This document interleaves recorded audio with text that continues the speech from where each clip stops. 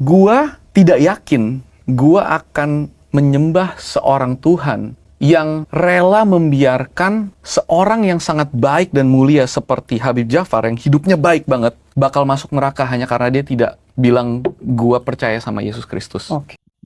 Ya, itu adalah video yang beberapa hari lalu diberikan oleh teman saya dan mungkin teman saya itu mau saya mengomentari sedikit mengenai pernyataan dari oknum yang ada di video tersebut ya.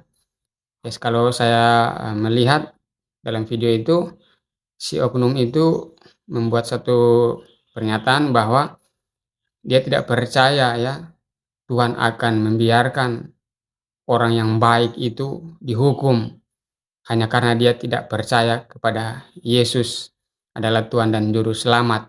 Kalau saya melihat bahwa dia mau mengajarkan tentang keselamatan berdasarkan perbuatan baik. Nah, oke lah, mungkin itu pendapat dia. Tetapi kita juga harus menanggapi supaya kita tidak kebingungan ya, mana ajaran keselamatan yang benar di dalam kekristenan itu sendiri ya. Saya akan berbicara yang pertama tentang sifat Allah dan yang kedua saya akan berbicara tentang doktrin keselamatan. Nah, yang pertama mengenai sifat Allah ya. Memang Allah itu Maha Kasih ya. Bagaimana mungkin Allah yang Maha Kasih itu akan menghukum orang yang baik, akan menyiksa orang, akan membakar orang di api neraka. Kalau begitu berarti dia bukan Allah yang baik. Masa sesuatu pribadi yang baik akan melakukan hal-hal yang seperti itu. Nah, memang Allah itu Maha baik ya. Tetapi sifat Allah itu bukan hanya baik. Nah, salah satu sifat Allah juga adalah Dia Maha Adil. Kalau kita bicara keadilan, itu berkaitan dengan penghakiman. Nah, kalau bicara penghakiman, ya, berarti berbicara tentang dengan ada hukuman, ya, ada keputusan untuk menjatuhkan hukuman, ya. Artinya Dia hakim yang akan menjatuhkan hukuman atas pelanggaran. Nah, jadi kalau orang itu melanggar ya, dia juga akan dihukum walaupun Allah itu maha baik ya. Di satu sisi juga kita harus tahu bahwa Allah juga hakim yang adil dan pelanggaran harus dihukum.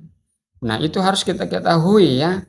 Berarti orang-orang yang dihukum Allah itu di neraka itu bukan karena Allah tidak mengasihi, tetapi karena Allah juga mau menyatakan sifatnya yaitu adil ya. Nah, kita akan masuk pada poin yang kedua pada doktrin keselamatan ya. Pemahaman dari si oknum yang di video tadi yang mengatakan bahwa ada seolah-olah ada pembenaran berdasarkan perbuatan baik ya, walaupun tidak percaya kepada Yesus. Nah, pemahaman seperti itu, keselamatan berdasarkan perbuatan baik, tidak memiliki dasar-dasar firman Tuhan ya. Tidak dikenal di dalam kekristenan secara umum keselamatan berdasarkan perbuatan baik. Di dalam kekristenan secara umum percaya bahwa keselamatan hanya oleh anugerah daripada Tuhan melalui iman kepada Yesus Kristus ya. Pertanyaannya adalah bagaimana dengan orang-orang yang hidup dalam perjanjian lama di mana Yesus belum datang ke dunia. Nah, apakah mereka dibenarkan oleh iman atau perbuatan? Ya, Abraham yaitu ketika dia mengikuti Allah, firman Tuhan katakan ketika Abraham percaya kepada Allah, itu diperhitungkan sebagai kebenaran. Itu kita bisa lihat di dalam kitab Yakobus ya. Begitu juga dengan Rahab. Walaupun dia bukan bangsa Israel, tetapi ketika dia menolong orang Israel dalam peperangan, ya, perbuatannya itu diperhitungkan sebagai bentuk kepercayaannya kepada Allah Israel. Jadi mereka yang hidup di perjanjian lama itu dibenarkan juga oleh percaya kepada Allah, ya. Artinya perbuatan mereka itu menggiring mereka untuk percaya kepada Allah. Jadi mereka juga dibenarkan oleh iman. iman kepada Allah.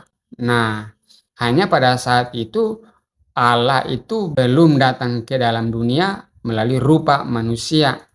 Nah, lalu bagaimana dengan kitab Yakobus? Di sana dikatakan orang dibenarkan oleh karena perbuatan, bukan hanya oleh karena iman. Ya, kita harus lihat Yakobus berbicara konteksnya kepada siapa. Pada saat itu kepada orang-orang percaya yang teraniaya, yang menderita oleh para penguasa-penguasa pemerintah pada saat itu. Sehingga mereka kecenderungannya untuk menyelamatkan diri, ya mereka mengikuti gaya hidup orang-orang yang tidak mengenal Allah pada saat itu. Mungkin mereka berpikir, ya yang penting kita sudah percaya kepada Allah, biar kita berbuat yang tidak baik saja, tidak apa, yang penting kita selamat, kita tidak menderita dan sebagainya.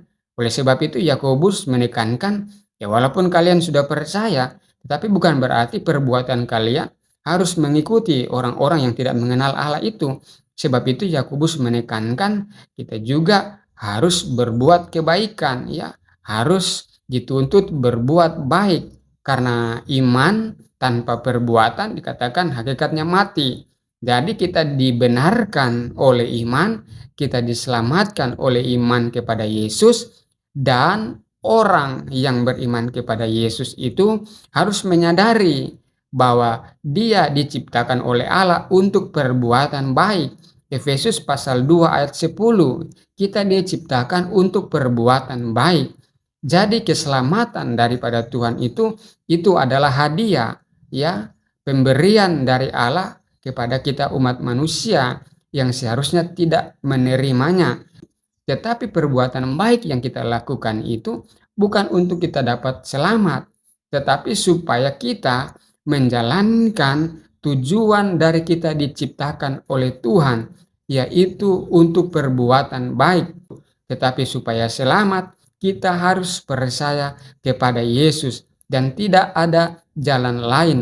Keselamatan berdasarkan oleh iman kepada Yesus itu memiliki banyak dasar dalam firman Tuhan. Jadi kesimpulannya adalah bahwa siapapun dia di luar Tuhan tidak akan selamat, dan mereka juga yang percaya kepada Yesus bukan berarti menyia-nyiakan anugerah itu.